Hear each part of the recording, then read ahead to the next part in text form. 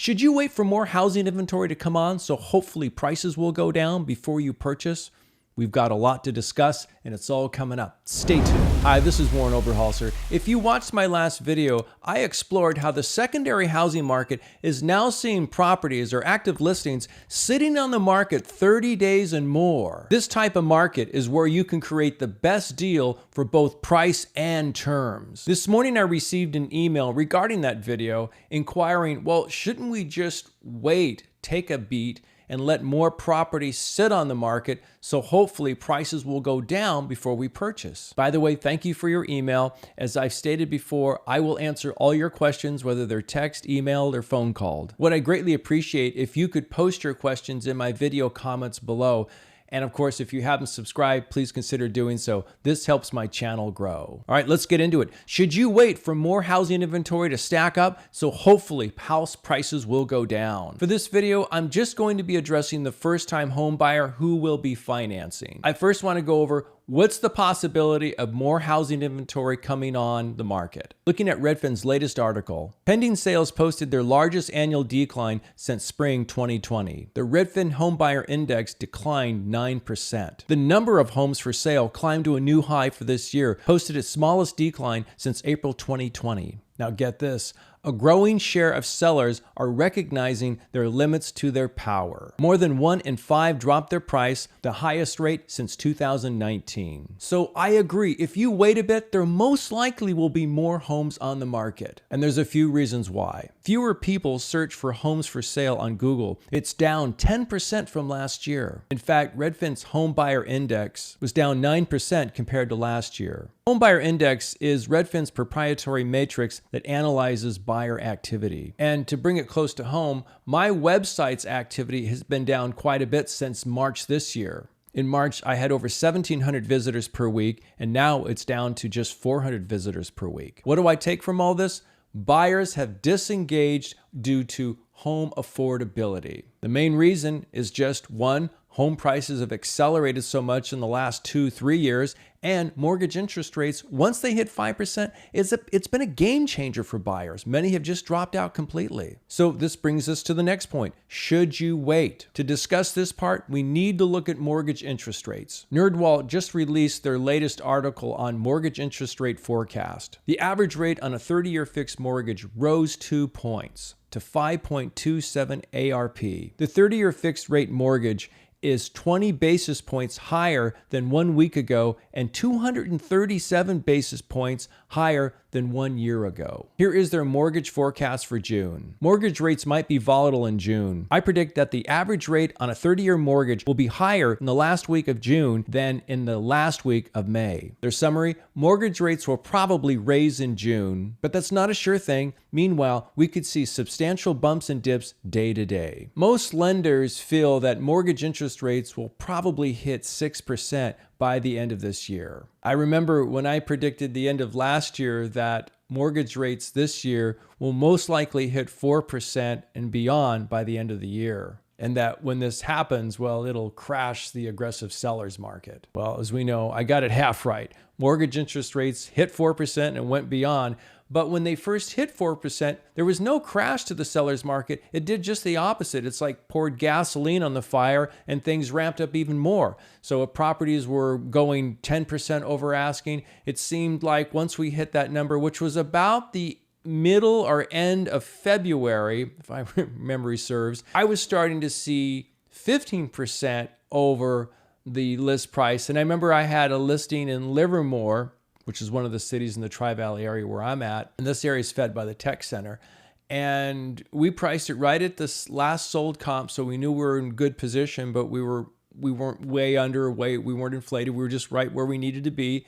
I've received 6-7 offers, and the one we accepted was 21% over the list price, and amazing terms where they released all the contingencies up front and they gave my seller 2 months of free rent back. Once we hit 5% and went beyond, those days are over with. Real estate's hyperlocal. I'm located in Northern California, San Francisco region, and more specifically in the East Bay Tri-Valley area. This area has 6 cities that feed or the bedroom community for the tech area. The tech area is still going strong.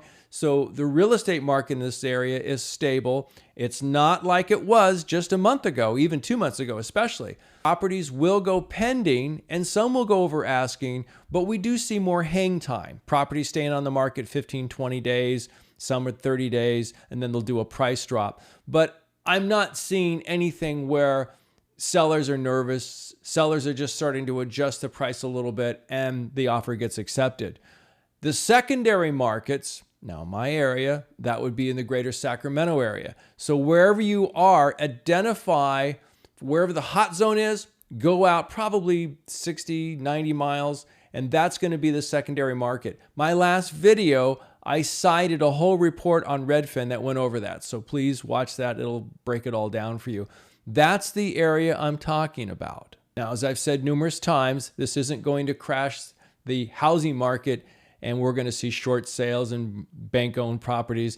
It's going to crash the offers coming in, and that would cause properties to sit longer. To have a deep dive on this, you need to watch and subscribe to Michael Zuber's One Rental at a Time channel. He's a real estate expert. He posts videos daily and he goes through all the stats on this information. Getting back on topic, if you are to wait for more houses to come on the market in the hopes that prices go down, this could be dicey. Remember in the beginning of this video, I said I'm going to be talking about the first-time home buyer who's financing.